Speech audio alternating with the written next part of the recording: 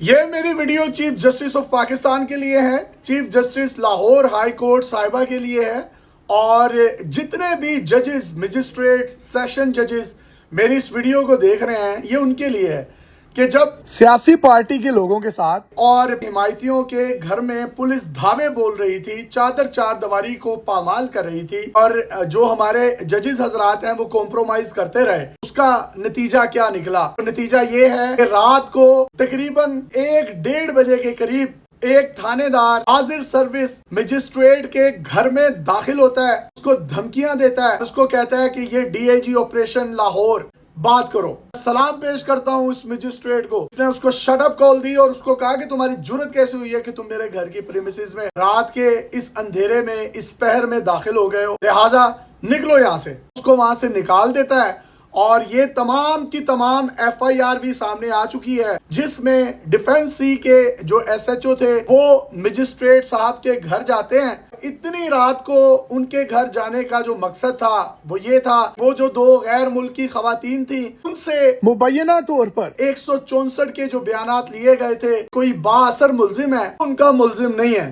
مبینہ طور پر۔ اب اگلے 1-2 دنوں میں ان دونوں خواتین نے وینزویلا یا ہالینڈ کے لیے اپنی جو ہے وہ اڑان بھر جانی تھی۔ پولیس کو اتنی جلدی تھی کہ انہوں نے کہا کہ راتوں رات ہی یہ مجسٹریٹ صاحب سے، جو آفیشل ٹائم نہیں ہے عدالتوں کا، ان سے جو ہے یہ جا کر مبینہ طور پر دستخط کروا لیے جائیں۔ ایف آئی آر کے اندر لکھا ہوا ہے کہ انہوں نے دھمکی دی، بدتمیزی کی اور تھریٹ کیا، بات کریں ڈی آئی جی آپریشن سے۔ میں یہ تمام ججز کو یہ کہنا چاہتا ہوں کہ آپ لوگوں نے ان کے لیے جو بھی کمپرومائز کیا، میں لکھ کر دے سکتا ہوں، آپ ان کا بال بھی بھیگا نہیں کر سکتے، اتنے طاقتور لوگ ہیں۔ میں ان کے خلاف پچھلے 1-1.5 سال سے جہاد کر رہا ہوں، اور میں یہ کہتا آ رہا ہوں آپ سب کو، یہ چادر چار دیواریوں کے تقدس کو پامال کرتے ہیں۔ انہوں نے ایک بیمار شخص کو، جس کی عمر 54 سال تھی، ہتھکڑی لگی ہوئی تھی، اس کو تیسری منزل سے نیچے پھینک دیا، اس کی آن دی اسپوٹ ڈیتھ ہو گئی۔ آج بھی اس کی بیوہ، جس کے 2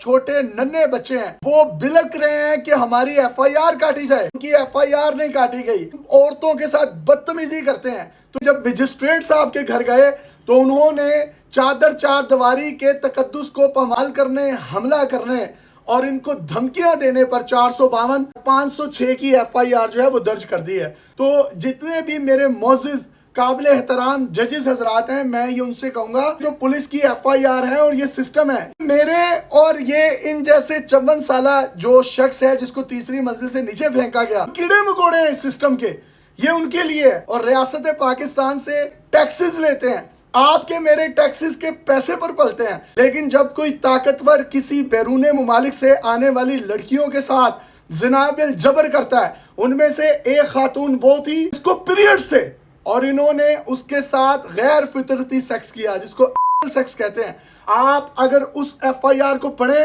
آپ کے رونگٹے کھڑے ہو جائیں گے۔ ایف آئی آر میں غیر ملکی لڑکیوں نے یہ بھی لکھا ہے، کانچ کی بوتلوں کے شیشے توڑ کر ہمارے پرائیویٹ پارٹس پر لگاتے رہے ہیں، اور 1 دفعہ نہیں،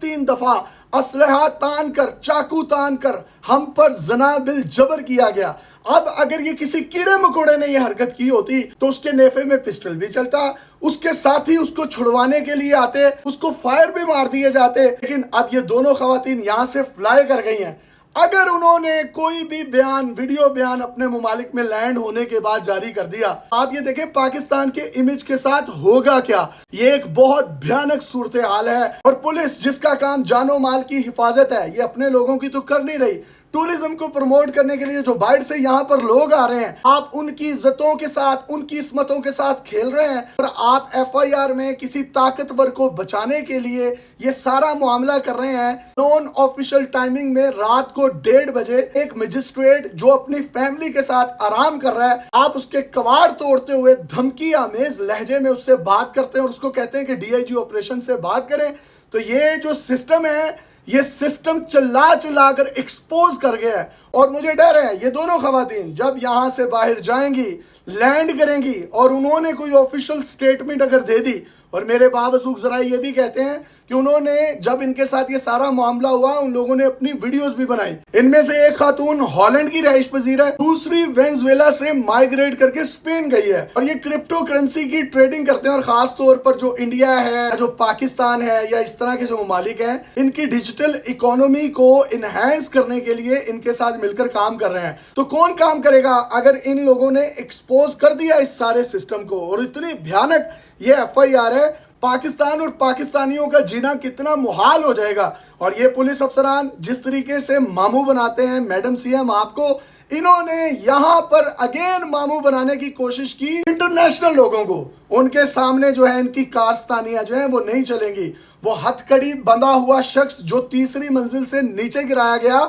اس کی 302 کی ایف آئی آر نہیں کٹی, اور ابھی تک وہ بل آ رہے ہیں. اور یہ ایف آئی آر کٹ گئی ہے. اگین مجسٹریٹ صاحب کو میں خراج تحسین پیش کروں گا, اور میں یہ تمام ججز کو کہنا چاہتا ہوں, آپ لوگ ان کا بال بھی بھیگا نہیں کر سکتے. یہ آپ یاد رکھیے گا, یہ لوگوں کو مارتے مارتے یہ اب آپ لوگوں کے گھروں کی دہلیز تک پہنچ گئے ہیں. جب یہ آگ آپ لوگوں کے گھروں تک پہنچی ہے تو آپ کو اس چیز کا اندازہ ہوا ہے کہ ایک عام شہری جو کیڑا مکوڑا ہے, میرے جیسا ہے, جو اس ملک کا ٹیکس پیڈ ہے, یہ جب اس کے گھر میں گھستے ہوں گے تو اس پر کیا گزرتی ہوگی. انا للہ و انا الیہ راجعون.